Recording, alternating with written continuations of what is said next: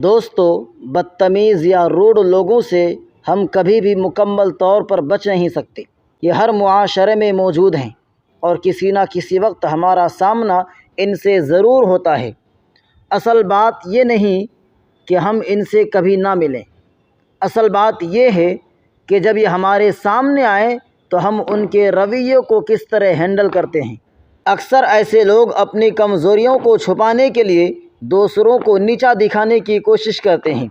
بعض اوقات وہ حسد میں ایسا کرتے ہیں کیونکہ آپ کی کامیابی یا آپ کی محنت ان کو برداشت نہیں ہوتی، اس لیے وہ آپ کو انسلٹ کر کے اپنے آپ کو بہتر سمجھنے کی کوشش کرتے ہیں۔ تو آج کی ویڈیو میں ہم بات کریں گے کہ اگر کوئی آپ کو انسلٹ کرے یا بدتمیزی سے پیش آئے تو آپ کو اس پر ریئیکٹ کیسے کرنا چاہیے، سب سے بہتر رسپانس کیا ہوتا ہے۔ اس ویڈیو کو آخر تک دیکھیں کیونکہ یہ آپ کے لیے واقعی فائدہ مند ہوگی۔ لیکن آگے بڑھنے سے پہلے اگر آپ پہلی بار ہمارے چینل پر آئے ہیں تو چینل کو سبسکرائب کریں اور بیل آئیکن ضرور دبائیں تاکہ ہماری ہر نئی ویڈیو کی نوٹیفیکیشن آپ تک پہنچ سکے۔ زیادہ تر لوگ جب انسلٹ ہوتے ہیں تو فوراً غصے میں آ جاتے ہیں، لیکن حقیقت یہ ہے کہ غصہ سب سے کمزور رد عمل ہے۔ جب ہم غصہ کرتے ہیں تو دراصل ہم یہ دکھا رہے ہوتے ہیں کہ ان کی بات نے ہمیں ہلا دیا ہے، یہی تو وہ چاہتے ہیں۔ اس لیے سب سے پہلا کام یہ ہے کہ پرسکون رہیں اور فوری رد عمل نہ دیں۔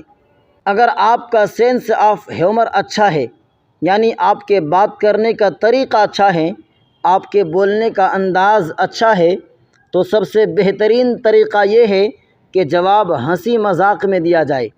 اس سے ماحول بھی ہلکا رہتا ہے اور انسلٹ کرنے والے کی بات کا اثر بھی ختم ہو جاتا ہے۔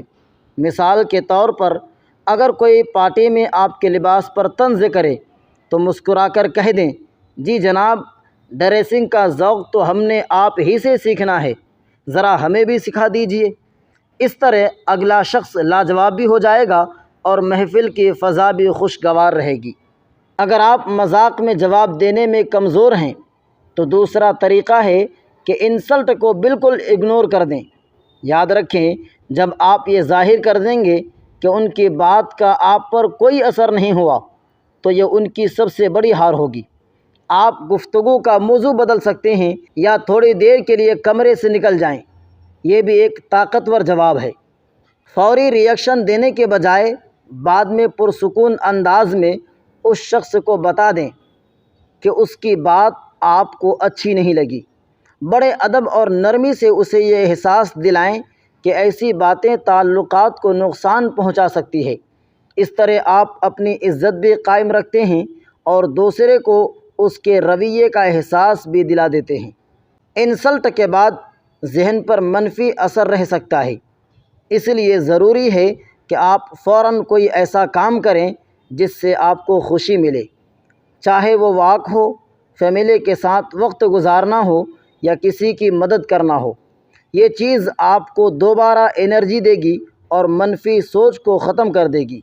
دوستو، زندگی میں ایسے لمحات آتے رہیں گے، لیکن اصل کامیابی یہ ہے کہ آپ دوسروں کے رویے کو اپنے موڈ اور اپنی خوشی پر اثر انداز نہ ہونے دیں۔